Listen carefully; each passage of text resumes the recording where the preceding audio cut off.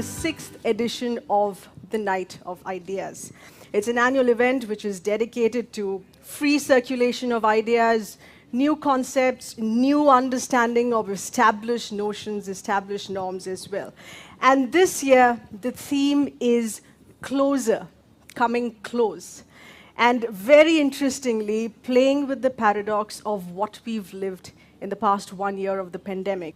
Has it also helped us revisit, restructure, and re-understand our concepts of time and space? We've seen how borders have been shut, how resources have been contained within. There's been limited interaction, there's been limited sharing here as well. But could this also create new solidarities in a positive way? I wish it had, but in fact, the truth is, as Sunita was saying, that it hasn't. In fact, one of the ironies, we talk, I think the overall theme of the Night of Ideas is closer. But have we really become closer?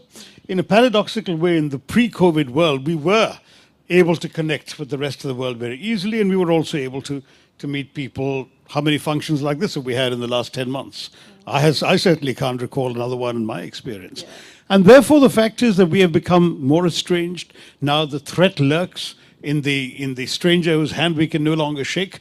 In the loved one, we have to think twice before hugging. Yeah. I mean, there are dangers that have made us shrink from each other. The world is receding from each other. And when it comes to geopolitical solidarity, you have something like COVID, a world-class pandemic.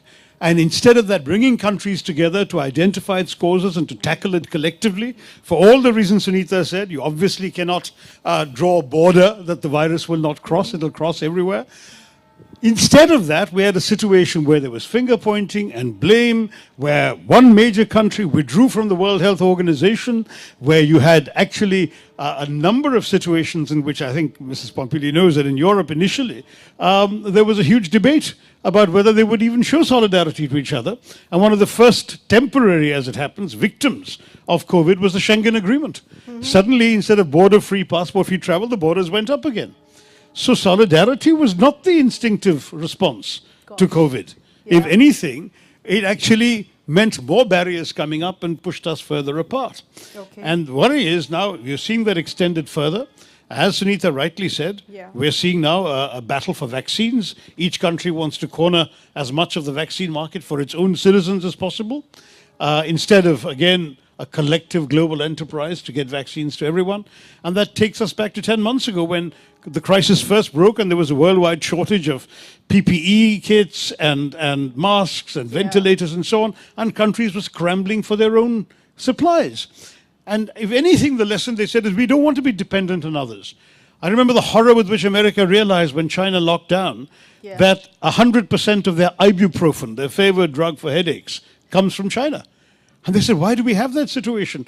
We must move supply chains and production lines closer back home. Yeah. India is a world-leading manufacturer of inexpensive drugs, but we discovered 75% of our pharmaceutical ingredients are imported.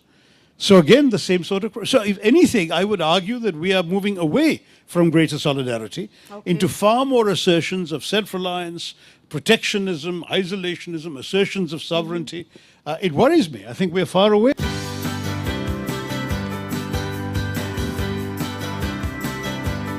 Dr. Tharoor, this is, of course, taking off from what Professor Francois just said in space exploration and in what you have in your constituency in Thiruvananthapuram here.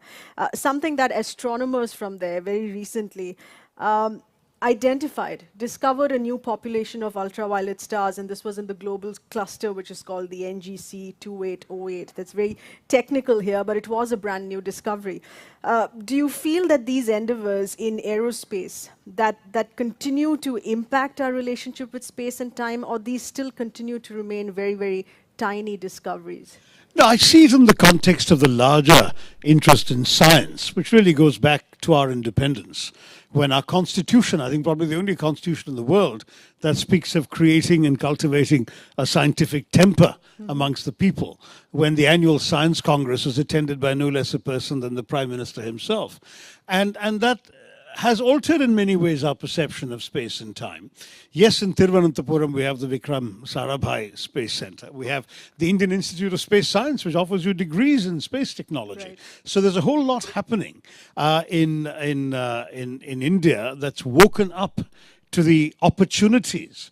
And they're great. I mean, there's no question that when you think of, for example, the extraordinary achievement both of Chandrayaan and then of Mangalyaan, the Indian rocket went up to Mars and made India the first country, and I think the only country in the world, to have actually successfully had a Mars orbiter on its very first attempt. The others who've done it took longer, tried and failed a few times, and some very important countries have not succeeded yet. So, and that too, India managed to do it on a budget that was somewhat lower than that of the Hollywood space movie Gravity. So we're looking at frugal innovation, but shooting for the stars is no longer just a phrase. I think humanity wants to reach out, wants to see what lies in the vast beyond. And as Sonam Wangchuk says, we're so busy making a mess of the planet we've got, we may as well spend the next generation or two discovering other planets. We might need them.